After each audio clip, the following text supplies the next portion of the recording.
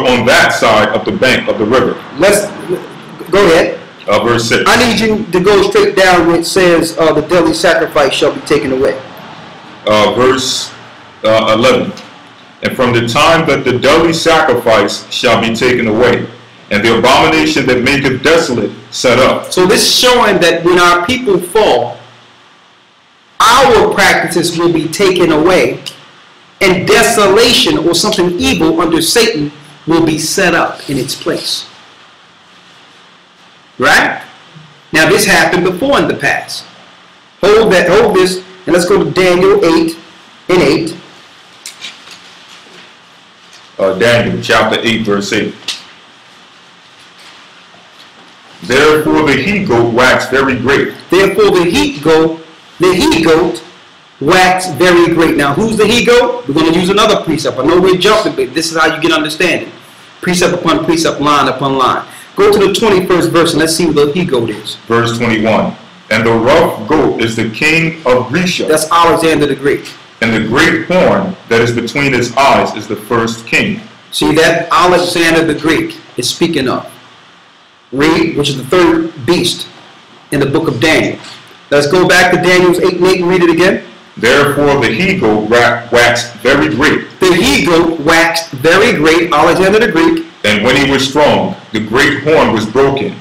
And for it came up 4 notable ones toward the 4 winds of heaven. These are the 4 generals that was under Alexander the Greek that took the whole earth down, the whole old world down after the death of Alexander. Go ahead. Verse 9.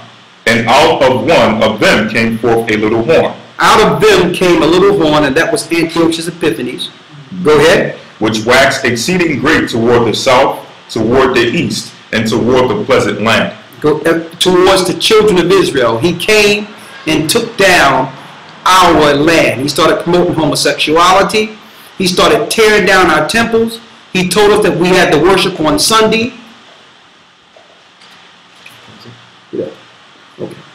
He told us we had to worship on Sunday.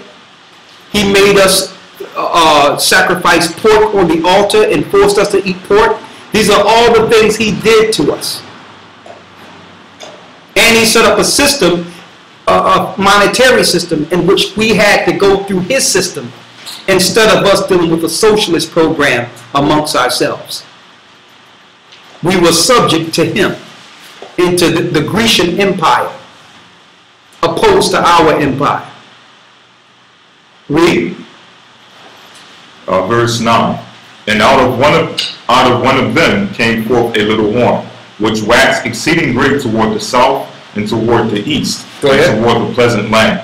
Toward the present land, which is our land. Read. Verse 10. And it waxed great, even to the host of heaven, and cast down some of the host. Even to the host of heaven, and cast down some of the hosts. What is this showing?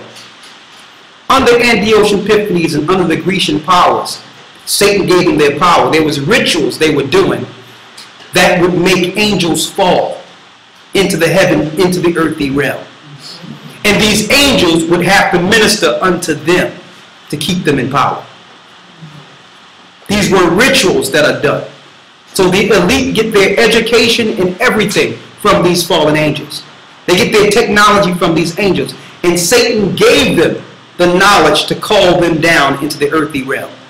So when you see meteors fall and all that, it's not meteors, it's fallen angels. Now, how did Satan know how to do this? He did it before the flood. He did it before the flood in Genesis, the 6th chapter, when the women came down and slept with men. So what they do, they promote promiscuity and promote evil things that entice spirits to come down into the earth. So it happened again after Alexander. This is how the Romans became so great. Read. Verse 11. Yea, he magnified himself even to the Prince of Hosts, and by him the daily sacrifice was taken away. And by him the daily sacrifice was taken away. So this is deeper than just people. We're talking about alien powers.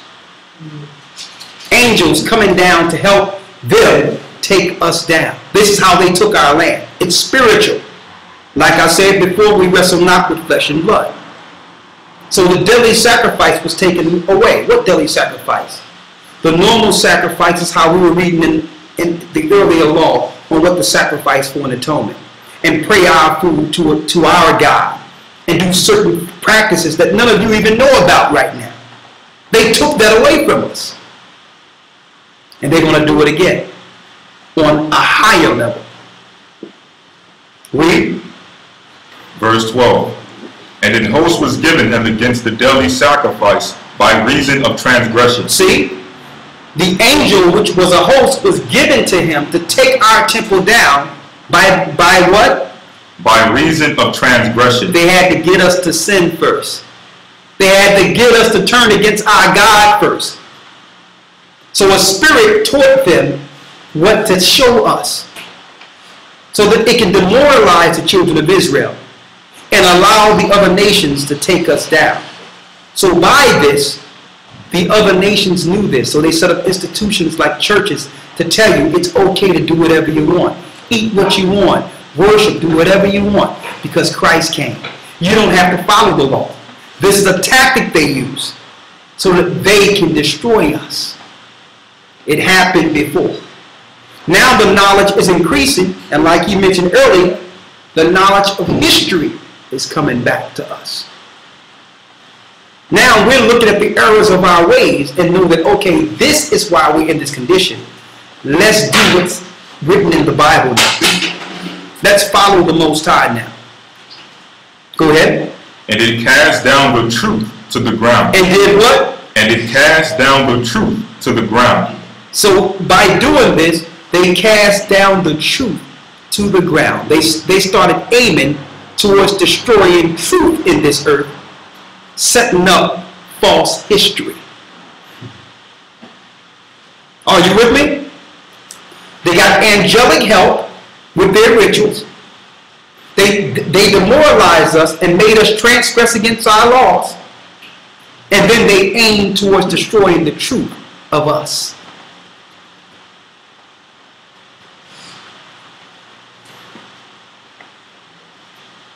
Go ahead. And it practiced and prospered. Verse 13.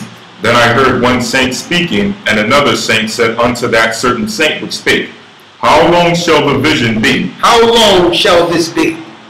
Go. How long shall be the vision concerning the daily sacrifice and the transgression of desolation, to give both the sanctuary and the host to be trodden underfoot?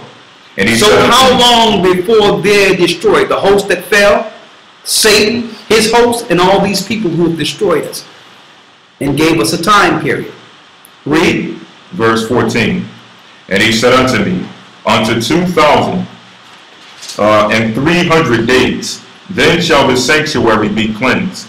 And it came to pass when I, even I, Daniel, had seen the vision, and sought for the meaning, then behold, there stood before me as the appearance of a man. Verse 16. And I heard a man's voice between the banks of Uliah. So to give you a time period, it was speaking of Christ having to come and be a sacrifice. That was the time period it was given him.